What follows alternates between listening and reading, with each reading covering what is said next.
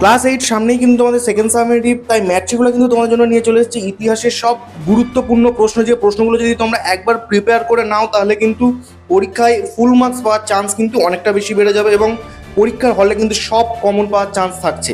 তো চলো দেখে নি প্রশ্নগুলো কি কি। সঠিক উত্তরটি বেছে নিয়ে লেখো। প্রতিটি প্রশ্নের মান কিন্তু এখানে 1। ঔপনিবেশিক ভারতে প্রথম পাটের কারখানা চালু হয়।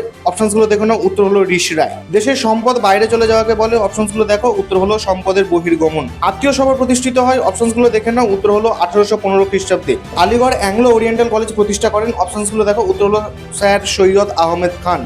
দ্বিতীয় বাহাদুর শাহকে দোষী ঘোষণা করে নির্বাসন দেওয়া হয়। অপশনসগুলো দেখো না, উত্তর হলো রেঙ্গুনে। ভারতের প্রথম ভাইসরয় ছিলেন। অপশনসগুলো দেখো, উত্তর হলো লর্ড ক্যানিং। নরমপন্থীদের দাবি ছিল সিভিল সার্ভিস পরীক্ষায় বয়স করতে হবে। অপশনসগুলো দেখে নাও, উত্তর হলো 23 বছর। দাদাভাই নৌরোজি পেশায় ছিলেন। অপশনসগুলো দেখো, উত্তর হলো অধ্যাপক। জাতীয় শিক্ষা পরিষদ গঠিত হয়। অপশনসগুলো দেখে নাও, উত্তর হলো 1906 খ্রিস্টাব্দে। বাংলার বিপ্লবী আন্দোলনের সঙ্গে যে পত্রিকাটি জড়িত ছিল। অপশনসগুলো দেখে নাও, উত্তর হলো যুগান্তর। নিচের প্রশ্নগুলি নির্দেশ মতো উত্তর দাও। প্রতিটি প্রশ্নের মান কিন্তু এখানে 1। শূন্যস্থান পূরণ করো। মহল কথাটির অর্থ কি? উত্তর হলো গ্রাম বা গ্রামের সমষ্টি। ডিরোজিও ছিলেন কলকাতার ড্যাশ কলেজের শিক্ষক, হিন্দু কলেজের শিক্ষক। দিগম্বর বিশ্বাস নেতৃত্ব দেন ড্যাশ বিদ্রোহে। উত্তর হলো নীল বিদ্রোহে। ড্যাশ খ্রিস্টাব্দে কিংসফোর্ডের ফিটন গাড়ির লক্ষ্য করে বোমা ছোড়েন ক্ষুদিরাম বসু ও প্রফুল্ল চাকি। উত্তর হলো 1908 খ্রিস্টাব্দে। ড্যাশ বাংলা ভাগের পরিকল্পনা করেছিলেন লর্ড কার্জন। পূর্ণ বাক্যে উত্তর দাও। প্রতিটি প্রশ্নের মান কিন্তু এখানে 1 করে। চিরস্থায়ী বন্দোবস্ত কে চালু করে? আনসারটি কিন্তু খুব ভালো করে দেখে নাও। নীল দর্পণ নাটকটির রচয়িতা কে? উত্তরটি দেখে নাও। বাহাদুর শাহ জাফর কে ছিলেন?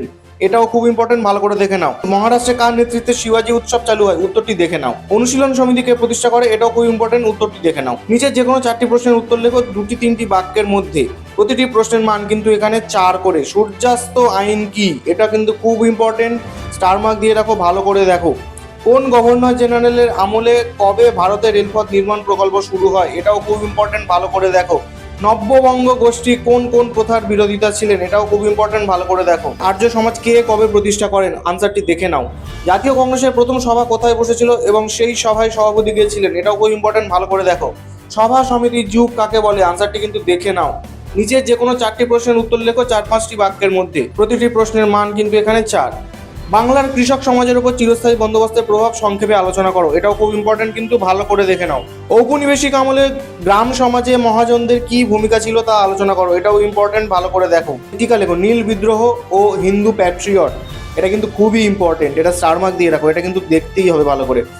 ইলবার্ট বিল বিতর্ক কি? এটাও কিন্তু খুব ভালো করে দেখো। 1907 খ্রিস্টাব্দে কংগ্রেসের সুরাট অধিবেশনের গুরুত্ব উল্লেখ করো।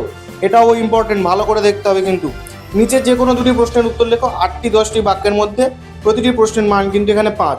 ব্রিটিশ কোম্পানির আমলে রায়ত ওয়ারি বন্দোবস্ত সম্পর্কে আলোচনা করো। এটাও কিন্তু খুব ইম্পর্টেন্ট, খুব ভালো করে দেখে নাও।